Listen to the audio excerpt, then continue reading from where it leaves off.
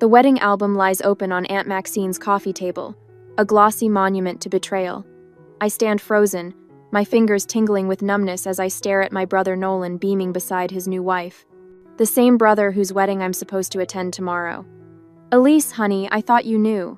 Aunt Maxine's voice wavers behind me, thick with something worse than pity guilt. The carefully wrapped crystal frame slips from my hands. The shattering glass echoes through the living room like a physical manifestation of what's happening inside me. Shards scatter across the hardwood floor, catching light from the afternoon sun streaming through the bay windows. That's not possible. My voice sounds strange, distant. I have the invitation right here. I fumble with my purse, extracting the thick cream envelope with my name in elegant calligraphy. Look, June 15th, tomorrow. Aunt Maxine takes the invitation with trembling hands, her reading glasses perched on the end of her nose. "Oh, Elise." Her voice breaks. "The wedding was last weekend. They sent you the wrong date. On purpose." The room tilts slightly. I'd taken a day off from my executive marketing position to prepare. Spent weeks searching for the perfect gift, the right dress, practicing what I'd say to family members who barely acknowledge my existence. How can they be so cruel? "Your mother." Aunt Maxine hesitates, then squares her shoulders. "They decided it would be easier if you weren't there." The memory of receiving that envelope floods back standing at my mailbox, sunlight catching the gold embossing as I ran my fingers over my name, the flutter of hope in my chest. Maybe this invitation meant healing. Maybe they finally wanted me there. I remember the family dinner 2 months ago when Nolan announced the engagement, the way his eyes swept the room, connecting with everyone except me. Still, I'd smiled, offered congratulations, pretended not to notice. That weekend, I'd driven to 3 different stores hunting for the perfect dress, something elegant but not showy, something that said I belonged among them. The saleswoman had commented on my glowing smile as I stood before the mirror, heart light with hope. I kneel now, carefully gathering shards of broken crystal. When Aunt Maxine moves to help, I shake my head. "Let me." My hands tremble, but my voice has found its steadiness. They've always treated me like I was invisible. Now they've made it official. For once, I don't search for explanations to soften what they've done. Don't create excuses for their cruelty. Something shifts inside me, a tectonic plate finally breaking free after years of pressure. I stand taller, meeting Aunt Maxine's tearful gaze. "I fought with your mother about this," Aunt Maxine says, wringing her hands. "I told her it was wrong, cruel even, but she overruled me, said you'd just bring up uncomfortable topics, ask embarrassing questions." I almost laugh. Uncomfortable topics like the thousands of dollars I've quietly funneled to keep the family lake cottage from foreclosure through my holding company. Embarrassing questions like why my brother's business failures are always forgiven while my successes are dismissed. I've spent years trying to earn my place in this family. I wrap the broken pieces in the gift paper, the festive pattern now seeming like another mockery.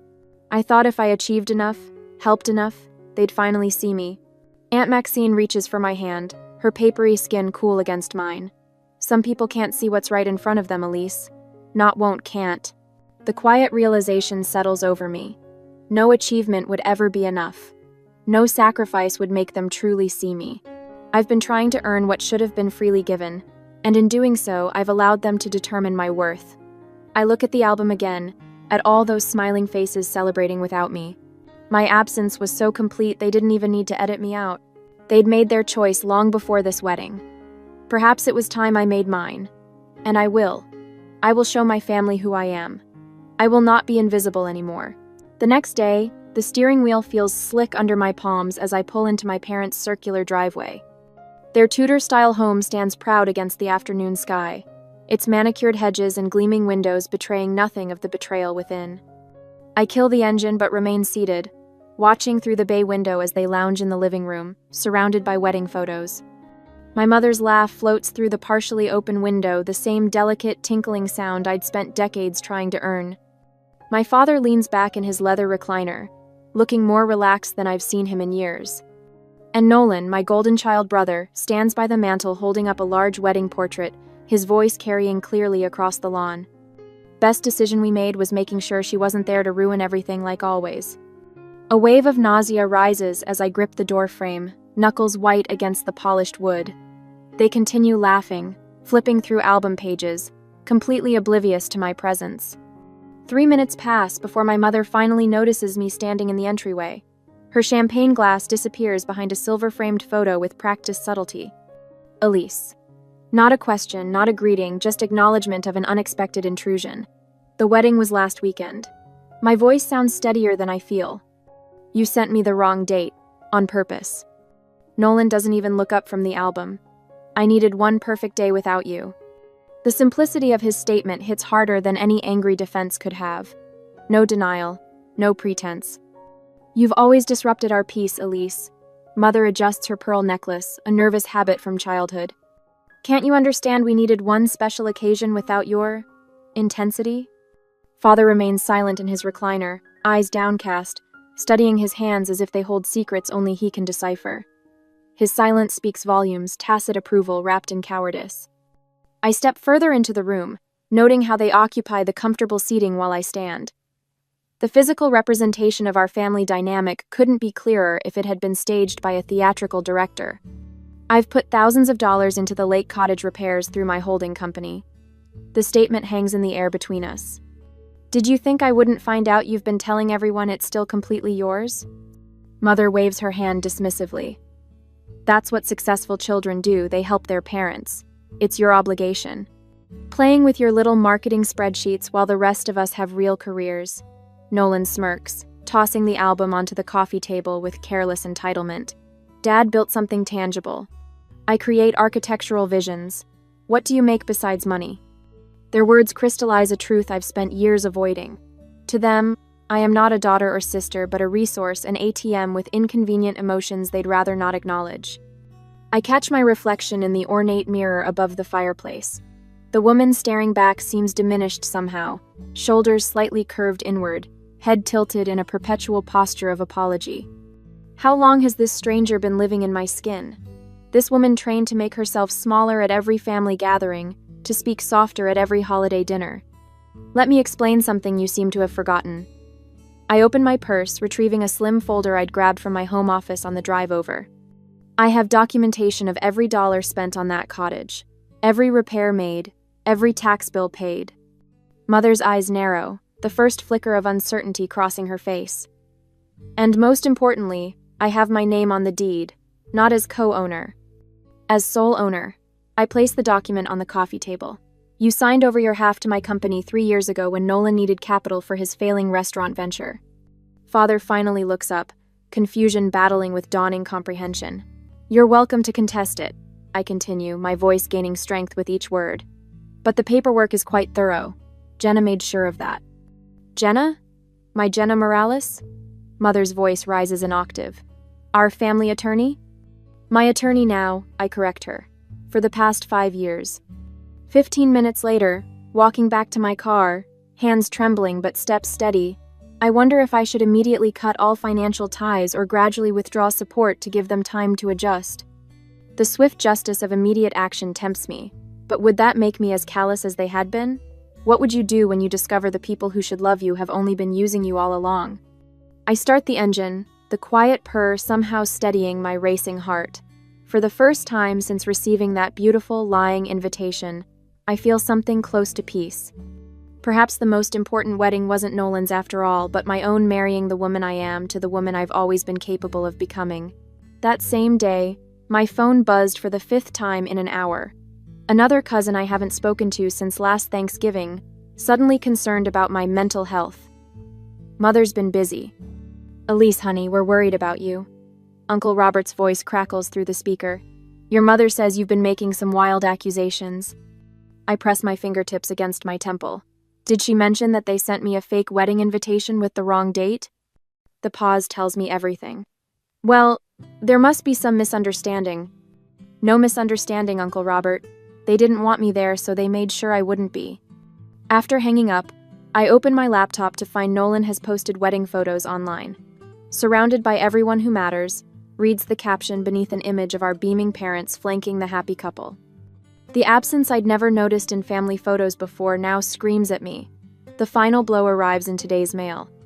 A formal letter on Dad's business stationery demanding the return of the lake cottage to its rightful owners. As if I'd stolen rather than saved it. Night after night, I lie awake, Photographs spread across my bedspread. The smiling faces look back at me, mocking my naivety. Had I imagined the happy moments? Created false memories of connection where there was only tolerance? The weight of loneliness presses against my chest, heavier now without the pretense of family bonds. During a weak moment at 3 a.m, I reach for my phone, thumb hovering over mother's number. Maybe I am overreacting. Maybe one apology could restore the peace. But whose peace? Certainly not mine. Instead, I open my laptop and begin documenting. Every check written for Nolan's business failures. Every transfer covering the cottage property taxes. Every loan that was never repaid. The spreadsheet grows, each entry a brick in the wall I'm finally building between us. Tuesday afternoon, a knock on my office door breaks my concentration. Aunt Maxine stands there holding 2 paper bags from my favorite deli. "Thought you might be skipping lunch," she says, placing a sandwich on my desk. She rests her hand on my shoulder, her turquoise rings catching the light. "I'm proud of you for standing up. It's about time someone in this family had courage." The simple touch nearly undoes me. My assistant's voice comes through the intercom before I can respond. "Miss Hartman, your parents are in the lobby. They don't have an appointment." Aunt Maxine squeezes my shoulder. "Would you like me to stay?" I straighten my spine. "Number, I need to handle this myself." When they enter, Mother immediately produces tears, mascara perfectly intact despite them. "How could you abandon your family? We've always been there for you." Father stands rigid beside her. "The cottage has been in our family for generations. You have no right." They remain standing while I stay seated behind my desk, no longer jumping to attention when they enter a room. "That cottage hasn't been in our family for years." I say, voice steadier than I expected. "You sold your half to my company when you needed money for Nolan's failed business venture." Mother's tears evaporate. "We did no such thing." I remove a document from my desk drawer. "Your signature is right here, Mother. April 2018, when Nolan's restaurant went under." Father steps forward. "We assumed once things turned around. You assumed I would give it back without mentioning the legal transfer? Or you assumed I would continue bankrolling the family while being excluded from it?" The words flow easier now. "I'm not your bank. I'm not your family's safety net. I'm done." For the first time in my life, my mother looks at me with something other than disappointment. Fear. I made myself clear. The intercom buzzes. "Miss Hartman, Jenna Morales is here for your 2 o'clock. Perfect timing. Jenna strides in, briefcase in hand, her authoritative presence filling the room. "Mr. and Mrs. Hartman, I believe our meeting was concluded." She gestures toward the door with practiced professionalism. "This is family business." Mother hisses. "Which is why Miss Morales, my attorney, is handling it." I reply. "All further communication will go through her office." The contrast is striking. Jenna's respectful Miss Hartman against my mother's dismissive glare. As Jenna escorts them out, Father looks back once, confusion replacing his usual certainty. When they're gone, Jenna returns with documents. "Ready to make this official?" With each paper I sign, my voice grows stronger, my signature more confident. The legal notice giving them 30 days to vacate the cottage feels like signing a declaration of independence. "Your mother's signature on this sale document is ironclad," Jenna says, sorting the paperwork into her briefcase. "They don't have a legal leg to stand on." As I sign the final document, my phone lights up with Nolan's name, the first time he's called in years. I watch it ring, no longer jumping at his summons. Some calls don't deserve to be answered. Next day, the documents spread across Thomas Bedford's polished mahogany desk like battle plans. I sign each one with deliberate strokes, my signature growing more confident with each page. Joint accounts closed. Co-signed loans transferred. Investment portfolios separated. Thomas checks items off his list, his voice carrying the measured cadence of a man who's witnessed family fortunes crumble before. Perfect timing, too. According to their schedule, your parents should be halfway through their country club luncheon right about now. I glance at my watch, 12:37. Mother will be ordering her second gin and tonic, Father nodding politely at whatever retired executive has cornered him. The predictability of their routine has become my strategic advantage. "What about the restraining order?" I ask, sliding the last form across the desk. Thomas adjusts his wire-rimmed glasses. "Judge Harriman will review it this afternoon. The documentation is thorough. Workplace harassment has clear precedent. I think of my parents' unannounced visits, the scenes in the lobby, the whispers among colleagues. My fingers curl into a fist beneath the desk. I've seen families destroy people, Elise. Thomas closes his leather portfolio with a decisive snap. You're making the right choice. The certainty in his voice steadies something inside me that's been trembling for days. When my phone vibrates, I expect Aunt Maxine's name. Instead, the building security number flashes on the screen. Miss Hartman? There's a situation in the lobby. Your brother is demanding to see you. Thomas notices my expression and points to the speakerphone button. I press it. Is he creating a disturbance? I ask, my voice surprisingly calm. Yes, ma'am. Security protocol requires documentation of the incident. He's quite insistent about financial matters. Thomas scribbles a note and slides it toward me. This strengthens the restraining order case. I'm not coming down, I tell the security officer. Please follow standard protocols for unauthorized visitors. 15 minutes later, my phone rings again. An unfamiliar number. Elise? It's Kendra, Nolan's wife. Her voice wavers. I'm outside your building. I close my eyes, bracing for another attack.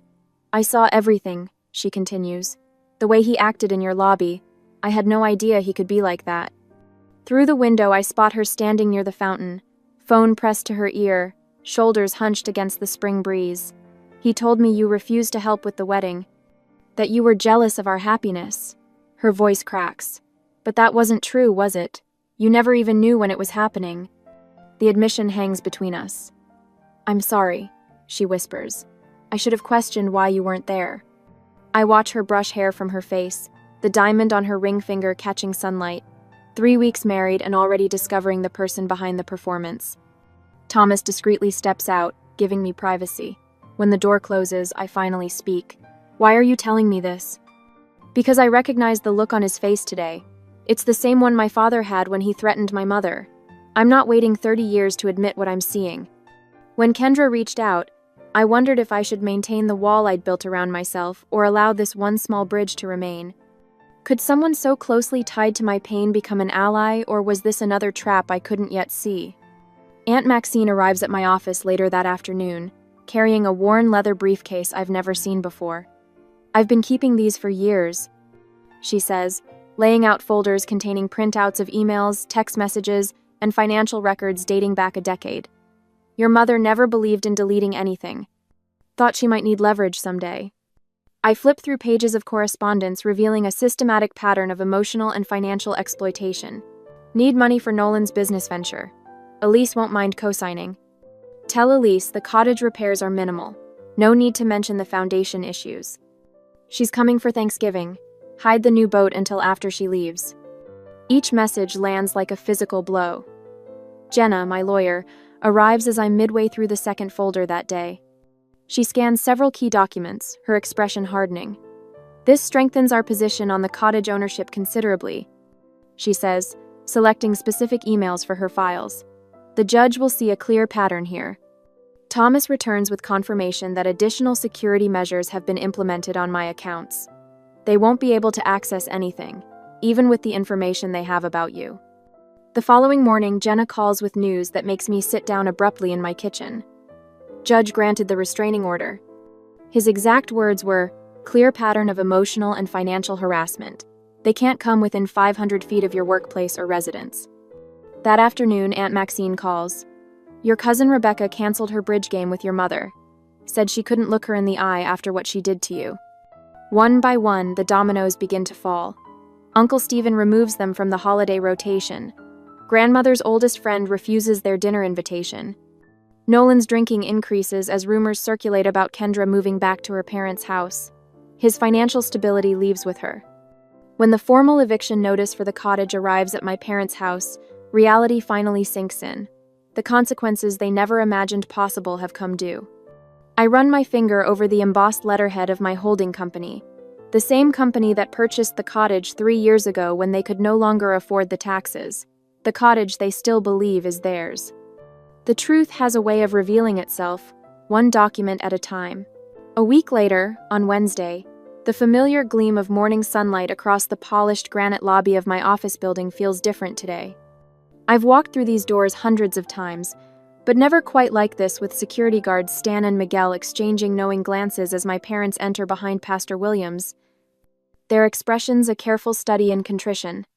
Mother's camel hair coat hangs slightly askew on her shoulders, her normally perfect hair showing telltale strands out of place. Father stands with unusual deference, his shoulders hunched forward in a posture I've never witnessed before.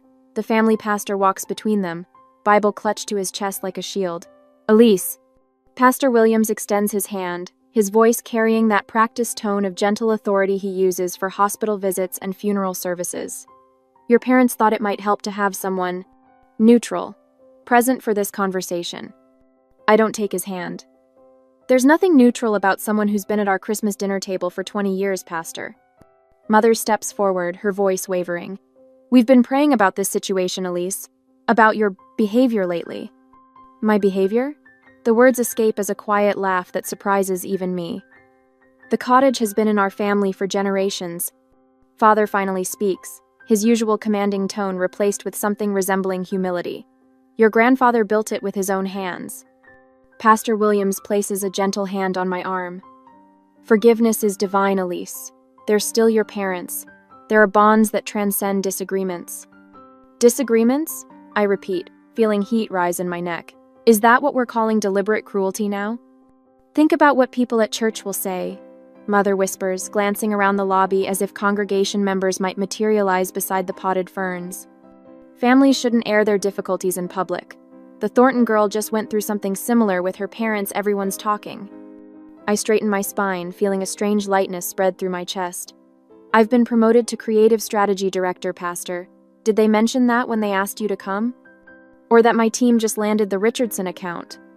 The pastor blinks, clearly thrown off script. That's wonderful news, Elise. Congratulations. I reach into my leather portfolio and remove 2 envelopes, placing them side by side on the reception desk. This is the invitation to Nolan's wedding I received.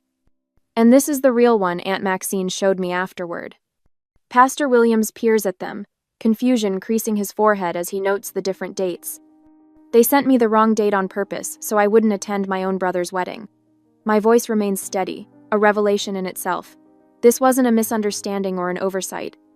It was deliberate exclusion. Sometimes families make difficult choices to maintain peace. Pastor Williams begins, but I cut him off. I've spent my life forgiving, Pastor. I've turned the other cheek so many times I've been spinning in circles. Now I'm spending it living. I lock eyes with him directly. Did they tell you about the lake cottage? How I've been making the payments for 8 years while they pretended it was still theirs? Or how they've needed financial assistance every time Nolan starts a new business venture? Or perhaps they mentioned how they forgot to invite me to Thanksgiving dinner 3 years running but remembered to call when they needed their roof replaced. The pastor's expression shifts, the certainty in his eyes wavering as he glances between my parents. Elise, after all we've sacrificed for you. Mother interjects, tears gathering at the corners of her eyes. I turn to face her fully, standing taller than I ever have in their presence. Name one sacrifice you've made for me that wasn't actually for Nolan. The silence stretches between us, becoming their answer. I pick up a manila envelope from the reception desk and hand it to my father. These are all the family photos I kept. The ones where you cropped me halfway out or where I'm standing slightly apart. I've been holding on to them, thinking someday I'd feel like I belonged in those frames. Father takes it automatically, his fingers trembling slightly. I'm releasing myself from the obligation of being your daughter. I say, the words bringing an unexpected rush of oxygen into my lungs. You're free from having to pretend I matter to you. You can't just stop being family, Mother says, her voice rising. After all, we've sacrificed for you. You already said that. I hold her gaze, still waiting for an example. Stan steps forward from his security desk, his presence a quiet reminder that this confrontation has an audience. Everything all right here, Miss Hartman? Yes, Stan. My visitors were just leaving. This isn't over, Elise, Father says, clutching the envelope of photos.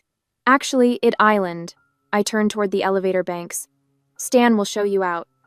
I don't look back as the elevator doors close behind me, cutting off the sound of my mother's protests. The sensation of lightness continues spreading through my chest, replacing the familiar weight I've carried for decades. 2 weeks later, the news reaches me through Aunt Maxine. Nolan has lost his job. his marriage already showing cracks under financial pressure. I feel nothing but a distant pity, like observing strangers through a rain-streaked window. The first letter arrives at my office the following Tuesday. The envelope bears my father's distinctive handwriting, precise capitals with flourished edges. I place it on my desk beside my coffee, studying it as steam rises between us. My finger traces the edge of the seal, not yet breaking it. Inside might be more manipulation, more guilt, more demands disguised as family obligation, or perhaps something else entirely. I haven't decided whether to open it yet, and that choice, I realize, is the most valuable thing I've gained. A year later, the morning sun streams through the floor to ceiling windows of my lake house office, casting golden patterns across the hardwood floor. My photographs line the walls, landscapes I captured during weekend trips when I stopped waiting for invitations that never came. No family portraits here, just moments that belong solely to me. My phone rings, and for the first time in years, my shoulders don't tense at the sound. Elise Hartman, I answer, tucking the phone between my ear and shoulder as I arrange presentation notes. It's a potential client interested in my boutique marketing approach. As I explain my philosophy about authentic brand storytelling, I notice the wall calendar behind my desk. Where family obligations once dominated birthdays, I celebrated alone. Holidays where I arrived bearing gifts and left bearing wounds, now personal milestones stretch across the months. Half marathon in August. Photography workshop in September. A week in Montana just because I've always wanted to see big sky country. When the call ends, I lean back in my chair and breathe. The cottage that once symbolized my family's hold over me has become my sanctuary. The mail arrives with its usual shuffle through the brass slot. Among the business correspondence sits a thick cream envelope, my name written in flowing calligraphy. My heart stutters momentarily before steadying. Another wedding invitation, my cousin Rachel this time. I run my finger along the embossed edge, remembering how a similar envelope once carried such bitter disappointment. The date looks correct. The RSVP card includes a handwritten note. It wouldn't be the same without you, Elise. Please come. For a moment, I consider what's expected, what the old Elise would have done. Drop everything. Find the perfect gift. Prepare answers to intrusive questions about my single status and childless life. Instead, I check my calendar. The wedding falls during my photography retreat in Maine. I select a response card from my desk drawer and write a genuine note explaining my absence and wishing them joy. I'll send a thoughtfully selected gift, not to earn approval, but because giving brings me pleasure when it's freely chosen. That evening, Aunt Maxine arrives first for our dinner, bringing her famous apple crumble. Thomas appears with a bottle of wine he's been saving for a special occasion. Jenna rushes in last, apologizing for court running late, her laugh filling my kitchen. 1 year, Thomas says, raising his glass once we're seated around my dining table. 1 year of boundaries that would make a fortress envious. To finding family and friendship, Aunt Maxine adds, her eyes crinkling at the corners, and strength in starting over. We clink glasses as laughter bubbles up from somewhere deep inside me, rusty but genuine. Later, after they've gone, I sit at my desk and open my father's latest letter. Unlike his early correspondence filled with guilt and demands, this one acknowledges harm without seeking absolution. I failed you, he writes simply. You deserved better. I place the letter in a wooden box with the others, not displayed proudly, nor destroyed in anger.